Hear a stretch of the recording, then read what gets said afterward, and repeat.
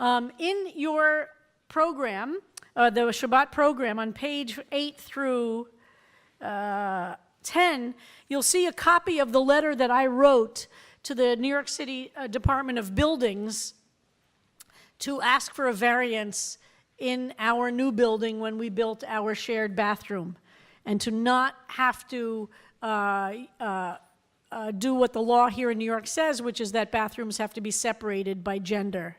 And this is the letter that I wrote in 2012 to get permission to legally do what we were going to do anyway, but we thought it would be nice to, nice to actually push the envelope and to also see how the buildings department would respond.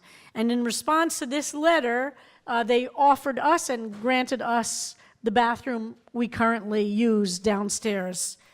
Some years ago, when this issue about bathroom accessibility was exploding, I asked Art, as I have any number of times over the course of these years, to speak from the Bima and teach us, those of us who aren't lawyers, to understand a little bit about the legal landscape.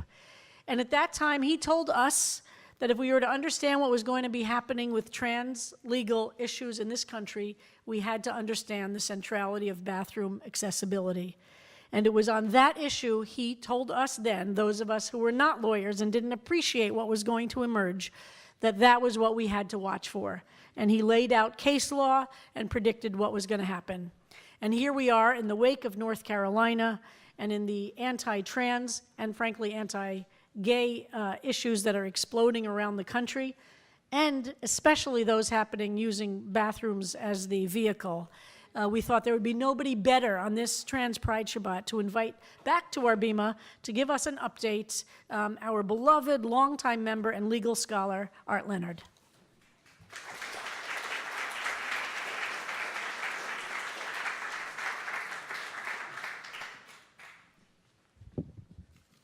Well, first I want to start with a disclaimer, and that is I'm just a boring old cisgender homosexual man. So I can't pretend to speak from the inside about the experience of transgender people. But I've tried to pay attention to what's going on, to do a lot of reading, to speak to transgender attorneys. And one of my great influences on this is a marvelous person in Houston, Texas, named Phyllis Randolph Fry. And Phyllis Fry is the nation's first transgender judge. And I first met her in 1987 when we were speakers together at a conference on AIDS law at the University of Houston. And I was sitting next to her through the entire morning, and I had no idea I was sitting next to a transgender person. I just knew that the woman next to me was a fascinating, engaging person, and we exchanged remarks back and forth. And then she was introduced as a speaker, and everyone talked about that she's the leader of the transgender attorneys in the United States. Which I found very impressive, and we have remained in touch ever since. I last saw her last June was when I spoke at the Texas State Bar at her invitation for their annual meeting, but I saw her this fall when she was the final round judge for the National Labor Law Moot Court competition that we sponsor at New York Law School. And we invited her to be a judge because for the first time in the history of the competition, it was a transgender legal issue, chosen by the students who decide what the competition is going to be about. So this is definitely an issue on the forefront. Well, I want to start by referring to something that you're all familiar with. Last June 26th, the Supreme Court issued its decision in Obergefell versus Hodges, holding that same-sex couples have a right to marry under state law and to have their marriages recognized if they happen to go out of state to another state. And this followed just 2 years after Edie Windsor's case, where the court said that the federal government had to recognize same-sex marriages that were authorized by state law.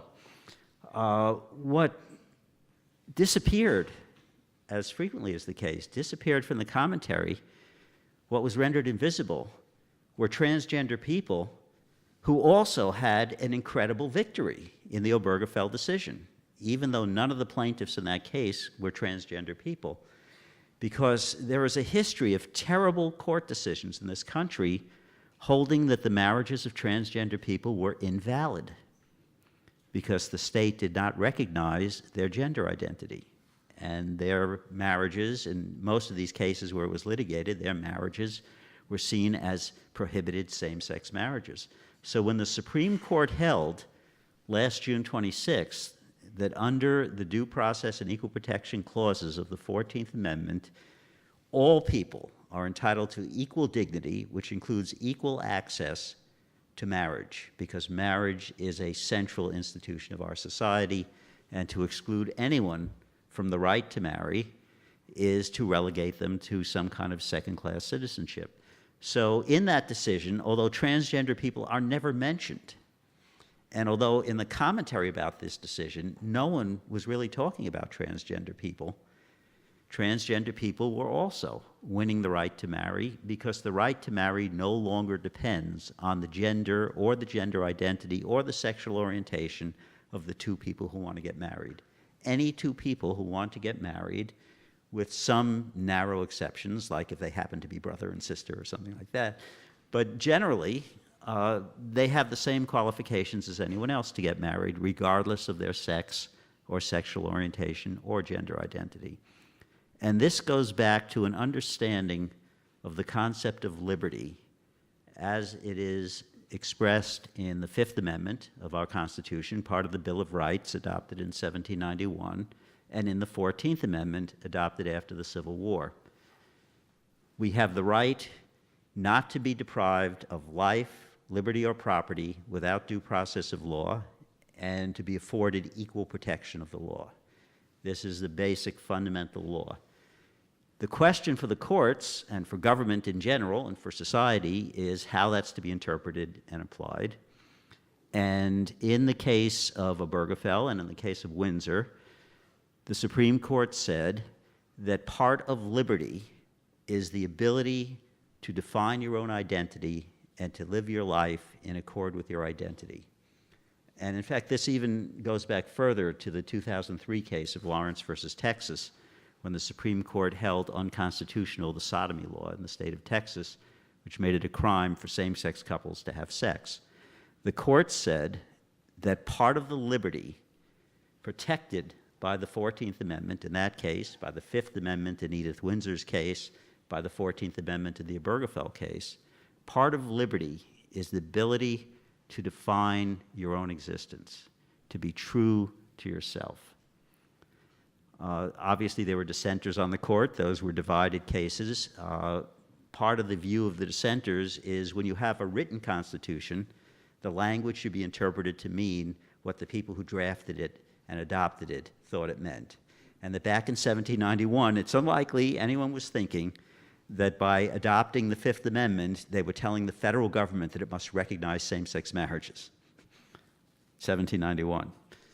In 1868, when the 14th Amendment was adopted, no one was thinking that meant that states had to allow same-sex couples to marry. I mean, same-sex couples were not batting on the door of the state asking for marriage licenses in 1868. In fact, the concept of homosexuality was sort of in flux at the time, and the word hadn't even really been invented yet. So things change. And as opposed to that static view of the Constitution, whose loudest champion on the Supreme Court for many years was Justice Antonin Scalia, Justice Kennedy, who wrote the decisions at Lawrence and Windsor and Obergefell, takes a different view of how to interpret the concept of liberty. He says if the founding generation that adopted the Constitution knew the total concept of liberty, what it could extend to, they would be magicians. They would be incredible seers. No one can really know that. It develops over time. Our understanding of the universe develops over time. Our understanding of the concept of liberty develops over time as we gain new knowledge and new understanding. So that's the approach that Justice Kennedy took, and we had this marvelous victory, which was also a victory for the transgender community as well, because it opened up marriage to everyone. Now, another expression of public policy, apart from the Constitution, of course, are statutes adopted by legislatures at the federal, state, and local level, and regulations, guidelines, policies adopted by the government, adopted by employers, adopted by landlords and businesses. And these are all subject to regulation to a certain extent.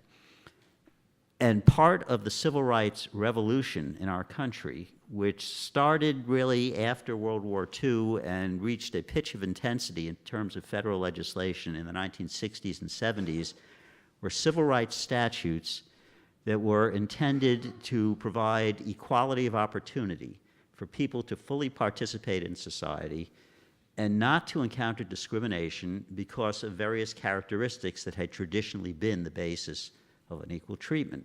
In 1964, Congress was considering a Civil Rights Act which was primarily involved with combating race discrimination. And this is the way it was introduced in Congress. But on the floor of the House of Representatives, a representative from Virginia proposed an amendment to list sex as a prohibited ground of discrimination. This was a very conservative Southern congressman who was opposed to the ban on race discrimination, but who, we are told now by some revisionist historians, was an ardent feminist in the sense that he believed that women should have the same rights of participation in the workplace as men. And so he proposed this amendment. It had been considered in committee but had not been brought to the floor because it was deemed too controversial, that it might sink the Civil Rights Act. But when word went out on Capitol Hill that Representative Smith had introduced a Sex Discrimination Amendment, all the liberals came out of the woodwork and said, yes, ban sex discrimination. They had wanted it in the bill in the first place. There was some thinking that Representative Smith introduced that amendment to sink the bill because he figured the liberals will vote to put it in and then it'll be too controversial and it won't pass. But I'll have made a symbolic statement. But surprisingly, it did pass. And so all of a sudden, it was against federal law to discriminate based on sex. Okay, cast your minds back to 1964. A few of you were alive in 1964. Well, I was alive, but I wasn't too aware of what was going on. I think I was in elementary school. But in 1964, it is very unlikely that the members of Congress thought, by including sex in Title VII of the Civil Rights Act, which involves employment discrimination, that they were banning discrimination against gay people or transsexuals, as the words would have been used at that time, homosexuals and transsexuals. That wasn't something they were thinking about. It certainly wasn't what they intended.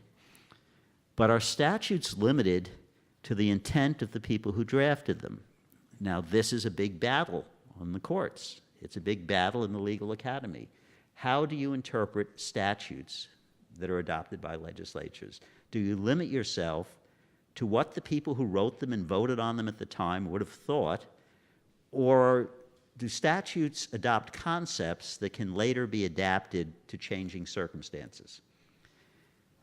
And the view that statutes can be adapted is a view that has been embraced by the Supreme Court in dealing with the issue of sex discrimination under Title VII. In the early years, when it went into effect in July of 1965, there were a few gay people and a few transgender people in those first few years who filed complaints with the Equal Employment Opportunity Commission, the agency that enforces the statute, and said, we are being discriminated against because of our sex. And the EEOC said, no way. Congress didn't pass a gay rights law. Totally dismissed the claims. Attempts to bring them to court, the courts were equally dismissive, especially of transgender cases. There were a handful of transgender cases which are just horrifying to read today. The language of the judges, the lack of empathy, of understanding of what the concept was that was presented to them. In fact, in many cases, it's just insulting to read them. But things began to change in 1989 when the Supreme Court decided a case that had nothing to do on the face of it with homosexuality or gender identity. It was a case involving a woman who was up for partnership at Price Waterhouse, a big national accounting firm, and she was a star performer in their Washington office. She brought in big business. She landed in a huge contract from the State Department. Her office put her up for partnership, but it seems she was loud, profane, abrasive. She did not wear jewelry and makeup. She was really butch. She was not a lesbian. She was just, she was somebody who didn't conform to the stereotypes that people hold about a businesswoman, how a businesswoman in 1989 should present herself. And various partners in the firm voted against her, and she was denied the partnership. And she filed suit under Title VII. She said, I am the victim of sex discrimination. And the Supreme Court agreed. The Supreme Court said that when people encounter adverse personnel decisions because of their failure to conform to the stereotype that people hold for their gender, they are victims of sex discrimination. And once that broadening of the concept of sex discrimination had occurred, there was a way forward for the federal courts to address issues particularly raised by transgender people, more than by gay people. I mean, there are gender nonconforming gay people, but it's taken a while for the courts and the EEOC to agree with the idea that just being gay is gender nonconforming in terms of sexual stereotypes. But it came a bit easier to understand the idea that transgender people are not conforming to gender stereotypes. They are defying gender stereotypes by identifying themselves as having a different identity than what society says they should have. And so federal courts began to accept this argument.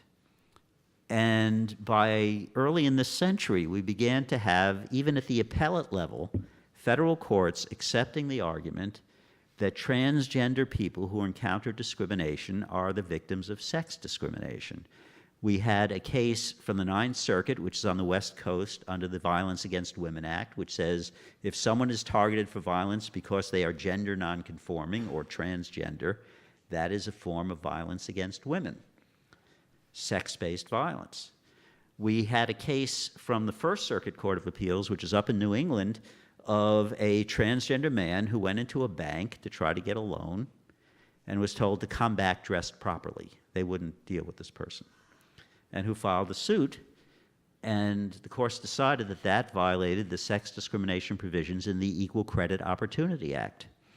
And we had two cases that arose in Ohio, one involving a firefighter, the other involving a police officer, who were transitioning and who were discharged, and who filed suit under Title VII of the Civil Rights Act. And the Sixth Circuit Court of Appeals, which is based in Cincinnati, said that's sex discrimination, discriminating against someone because they're transitioning from one gender to the other gender. That's sex discrimination. And that was about 10 years ago. So we've had this buildup of the case law. And the big real breakthrough came when the Equal Employment Opportunity Commission, who, remember, way back in the 1960s said, no, sex discrimination, that doesn't mean gays, that doesn't mean transgender people. They changed their tune. And I think one of the key aspects of that change was when President Obama appointed Hy Feldblum to be a commissioner of the Equal Employment Opportunity Commission. Hy Feldblum is a brilliant lawyer who clerked after graduating from Harvard Law School with Justice Harry Blackmun of the Supreme Court, who famously dissented back in 1986 when the Supreme Court rejected a challenge to sodomy laws. So Hy Feldblum clerked for him. Then she went to work for the ACLU and was one of the leading people in drafting the Americans with Disabilities Act. And then she became a law professor at Georgetown and wrote wonderful law review articles on all these subjects. And then President Obama appointed her as the first openly lesbian commissioner of the Equal Employment Opportunity Commission. And her confirmation hearings in the Senate were a bit of a battle, as you can expect. But once she hit the EEOC, she got to work on persuading her fellow commissioners that the EEOC had to rethink its narrow concept of sex. And the result has been 3 landmark decisions that have come out over the last few years. First, holding that as far as the EEOC is concerned, gender identity discrimination is sex discrimination. And so the agency will accept complaints, they will mediate cases, they will go to court to sue on behalf of people, they will file friend of the court briefs in litigation brought by private parties, and they are the final appellate body for discrimination claims within the federal government by federal employees. And so in one of those cases involving a federal employee, they ruled in a binding decision, at least binding within the federal government, that transgender discrimination claims are covered by Title VII.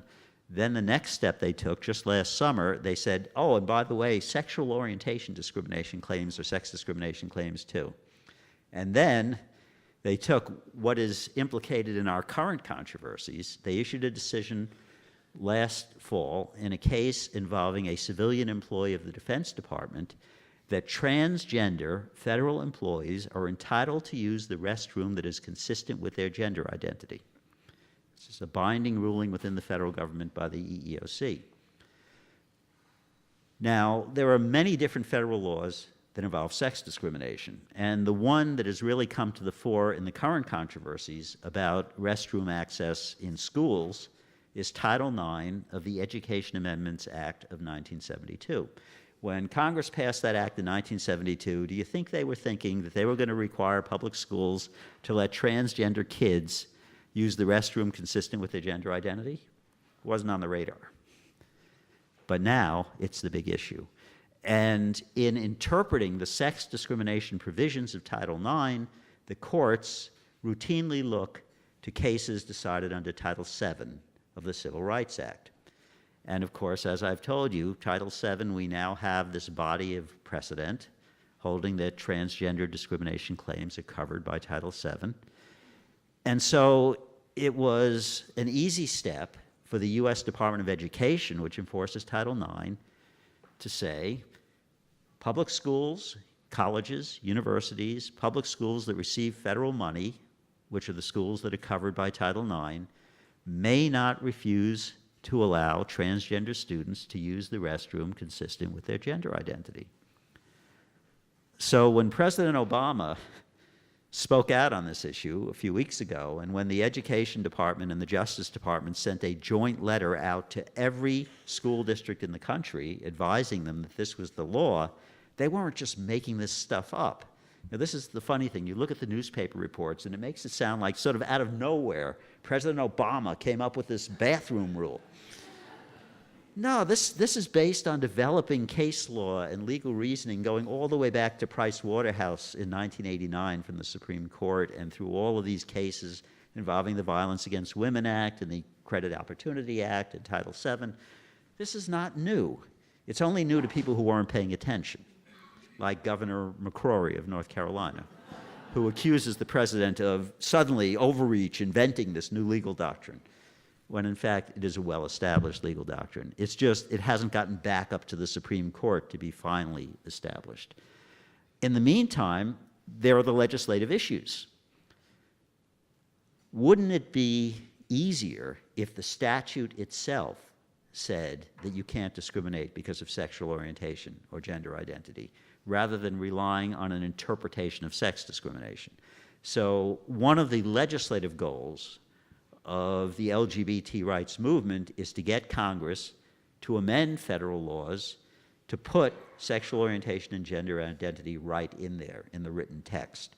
And there is a bill introduced in Congress last summer called the Equality Act, which would go through all of the anti-discrimination provisions in federal law and add the words sexual orientation, gender identity. That hasn't moved because the Republican Party is violently opposed to it, and they happen to control both houses of Congress. But states have been legislating on this issue for quite a while. And at this point, 17 states ban discrimination in employment, housing, and public accommodations because of gender identity. The same 17 states also ban such discrimination for sexual orientation. An additional 3 states only cover sexual orientation, not yet gender identity, in their statutes. But that is about to change because, as you may have read in the papers, just this past week, the Massachusetts legislature, the lower house of the legislature, passed a bill that would add gender identity discrimination in places of public accommodation. Massachusetts law already covers employment and housing. The state Senate has passed a similar bill, but there are variations between the 2 bills that have to be worked out, so it may be a few more weeks before it goes into law. But the governor has already said that if the version that passed the House comes to his desk, he will sign it.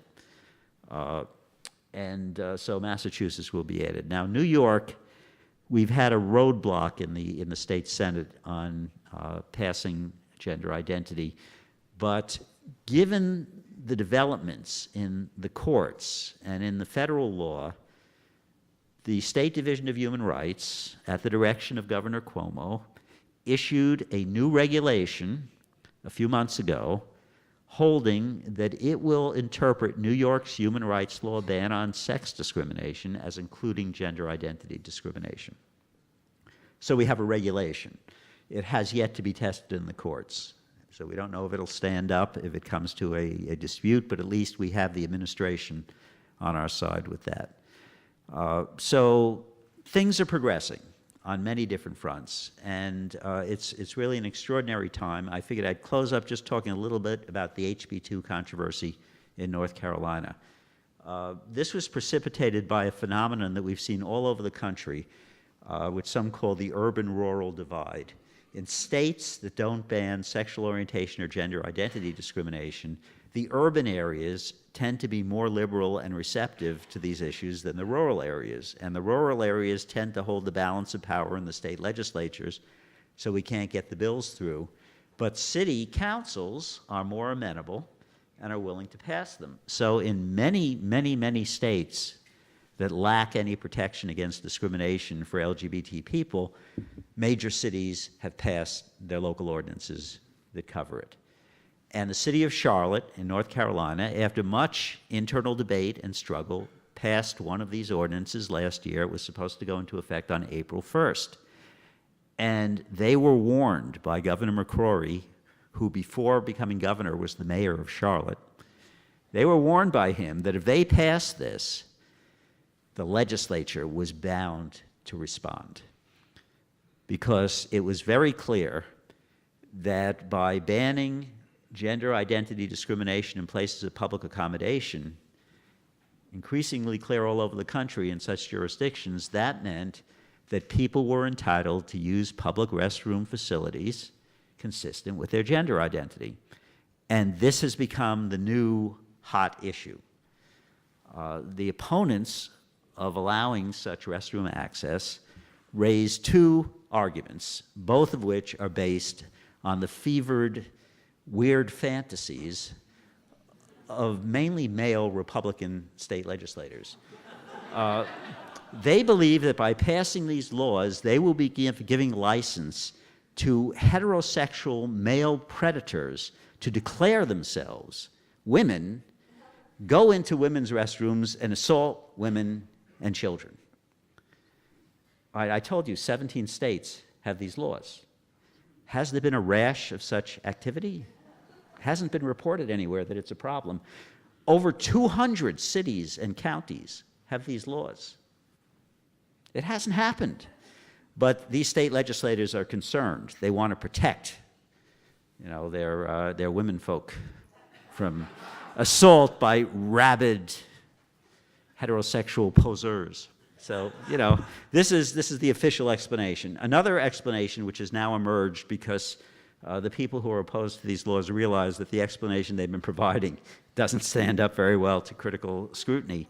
So they've come up with a new theory. It was first advanced by a group called the Alliance Defending Freedom.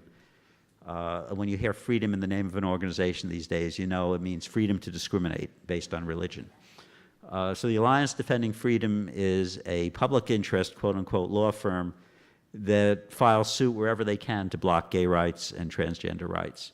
So they've filed lawsuits now in 2 states claiming that under the 14th Amendment's protection for liberty is a protection for bodily privacy, which means that when you go to the bathroom, you have a right to be sheltered from people of a different sex being able to see your body. This is in the Constitution. Well, as we've seen, the Constitution is subject to evolution and creative interpretation over time. So they are pushing this theory, and they're claiming that allowing a transgender woman to use a ladies' restroom is requiring the other ladies in there to expose themselves to someone who's really a man. Because at the heart of it is these people do not accept the idea of gender identity. they reject the concept that someone might have a gender identity that is different from the sex that was recorded on their birth certificate. They have a rather narrow cabin view of the world. And vice versa for the idea of transgendered men going into a men's room. And they're saying, all the men in there, they don't want a woman to see them naked. Well, I don't think people flaunt their nakedness in public restrooms too much. But I do blame the architecture profession for not making most public restrooms adequately protective of personal privacy for anyone. Our restroom is a model, I must tell you, that I hope more people will follow. So these are the main arguments now. There are so many lawsuits flying around right now, it's hard to keep count. I think there are lawsuits involving a new law in Mississippi, which hits on these issues. There are about half a dozen lawsuits on file involving the North Carolina law. There's a lawsuit up in Illinois, which is challenging a settlement agreement in a case that was brought by the government against a school district that was forbidding a transgender student from using the appropriate restroom. And there's the case from Virginia, which some people are touting as the one that's going to go to the Supreme Court. A transgender teenage boy who was denied the use of the boys' facilities in his high school and who brought suit, represented by the ACLU. And the federal district judge just threw out his case. The federal district judge says Title IX does not apply to this. The federal judge did not throw out his constitutional claim of equal protection. He said, we'll leave that for future reference, but I'm going to throw out the Title IX claim. So the plaintiff, named Gavin, appealed the case to the Fourth Circuit Court of Appeals, which is based in Richmond. And the Fourth Circuit, by a vote of 2-1, reversed and said, yes, Title IX could apply to this. At the very least, since the Education Department and the Justice Department say that it applies to this, the federal district court should defer to their judgment, because it is a plausible interpretation of Title IX. And it's certainly consistent with this other case law that's been building up around the country about what sex discrimination means. And so the court reversed and sent it back, but in the meantime, the school district petitioned for what is called en-banc review. See, cases are initially decided by a panel of 3 judges, but the Fourth Circuit has many more than 3 judges. So en-banc review means review by the entire circuit. The losing party can file a petition asking that the entire circuit, and I don't even know how many judges there are in the Fourth Circuit, probably at least 8 or 9 or maybe even a dozen, that they should sit as a group and redecide this case. But a few days ago, the Fourth Circuit denied the petition. And one judge, the judge who had dissented from the original decision by the 3-judge panel, urged the school board to petition the U.S. Supreme Court to review the case.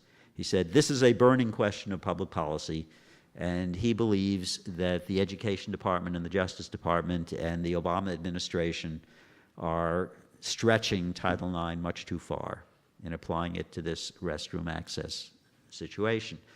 So it's possible that the school board will petition the Supreme Court. But it seems to be unlikely that the Supreme Court would take this case because so far there is no split of circuit court authority on this Title IX issue. So far we only have district court decisions with the exception of this one Fourth Circuit decision. And the Supreme Court likes to wait and let things percolate in the lower courts before they take up a new issue. But this may be the case, ultimately, or this issue may be the issue that brings transgender rights directly back to the Supreme Court. So far in its entire history, the Supreme Court has only decided one case involving transgender rights. It was many years ago. It involved a transgender woman who was convicted of a white-collar crime and was sent to a federal prison. And of course, the federal prison system sends transgender women to men's prisons and throws them into general population and says, well, let's see if they survive. That was the attitude of the Federal Bureau of Prisons. And when this prisoner said, now, just a minute, you've got to provide me some protection. I'm living as a woman and you're throwing me in with, a prison full of federal male prisoners. And they said, oh, you'll do okay. And of course, she was assaulted, raped, etc. She sued and claimed a violation of her Eighth Amendment rights to be free of cruel and unusual punishment. And the Supreme Court agreed with her that she had an Eighth Amendment claim, reversing the lower courts. But that's the only case involving transgender rights that the Supreme Court has decided. So this issue of whether gender identity discrimination is sex discrimination is getting close to being ripe for review. I think, we have a lot of these lawsuits now that have been filed in North Carolina and Mississippi and other places, and so it's only a matter of time before we do have opinions from various federal circuit courts, and the Supreme Court will have to confront this issue. I would predict maybe 2 or 3 years from now, we'll end up having a decision on this. So that is the current state of play regarding transgender law. It's really an exciting time. The movement has achieved a momentum in public recognition, and the Obama administration is totally enlisted. We'll see what happens after the election, what kind of an administration we have. And so you see why it's important to vote. Okay, happy Pride Month, everybody.